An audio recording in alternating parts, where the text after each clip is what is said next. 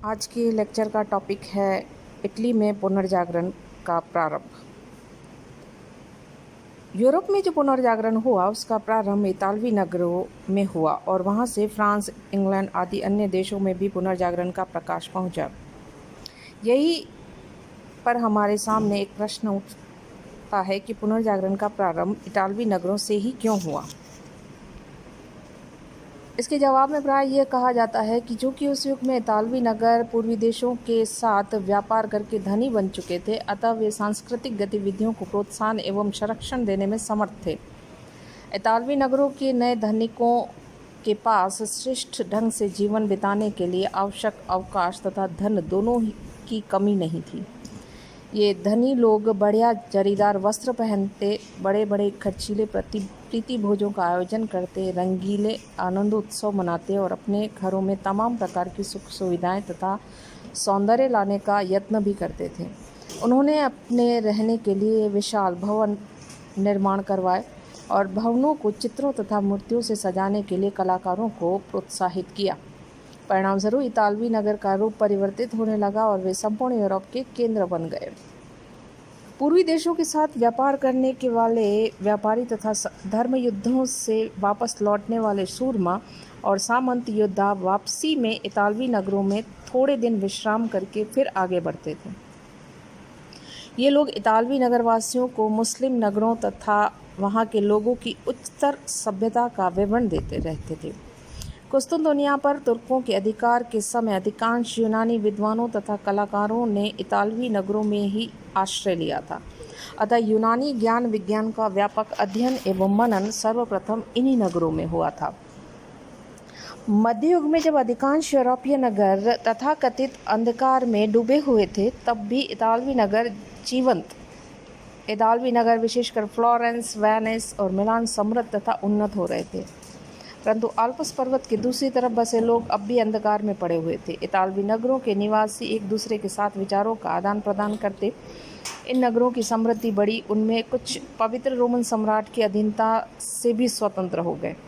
अब उनकी तुलना प्राचीन यूनान के नगरों राज्य से की जाने लगी।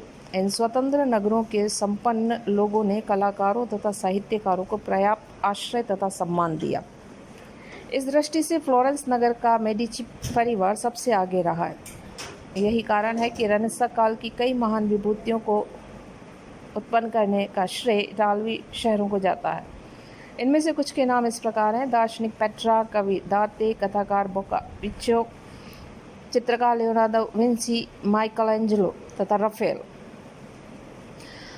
इतालवी नगरों में पुनर्जागरण के प्रारंभ होने के लिए कुछ अन्य कारण भी जिम्मेदार हैं। इतालवी प्राचीन रोमन साम्राज्य एवं संस्कृति का प्रतीक था।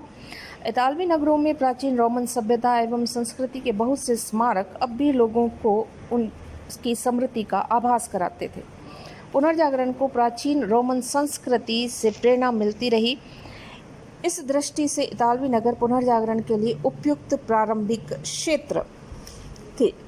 दूसरा कारण यह भी रहा कि रोम अब भी संपूर्ण पश्चिमी यूरोपीय ईसाई जगत का मुख्य केंद्र था और ईसाई धर्म का सर्वोच्च धर्म गुरु पोप रोम में ही निवास करता था।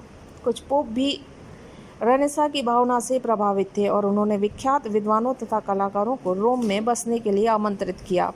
उन विद्वानों से यूनानी पांडुलिपियों का लैटिन भाषा में अनुवाद करवाया। इटली के विविध मठों में भी बहुत सारा लैटिन साहित्य रहा। पोप निकोलस पंचम ने वेटिकन, पोप के निवास स्थान का नाम है वेटिकन सिटी, पुस्तकालय की स्थापना की और सेंट पीटर के गिरजे का निर्माण करवाया।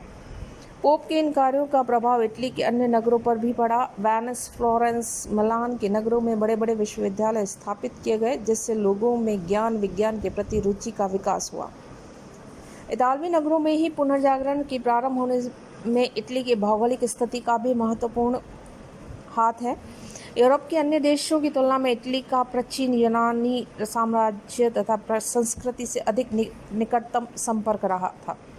इस निकटतम संपर्क ने इतालवी नगरों को ही अधिक प्रभावित किया। नवीन जलमार्गों की खोज के पूर्व इटली भूमध्य सागर के पश्चिम और पूर्व के देशों के व्यापार का केंद्र था।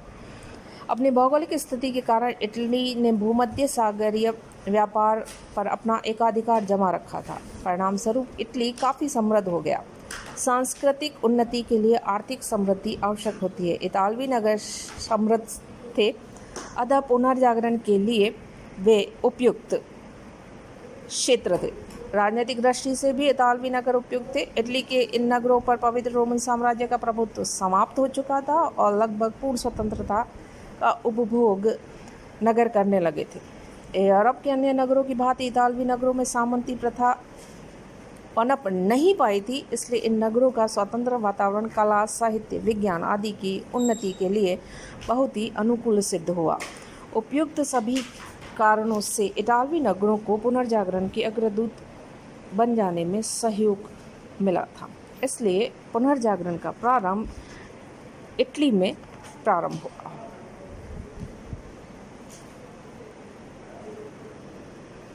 मानववाद का विकास।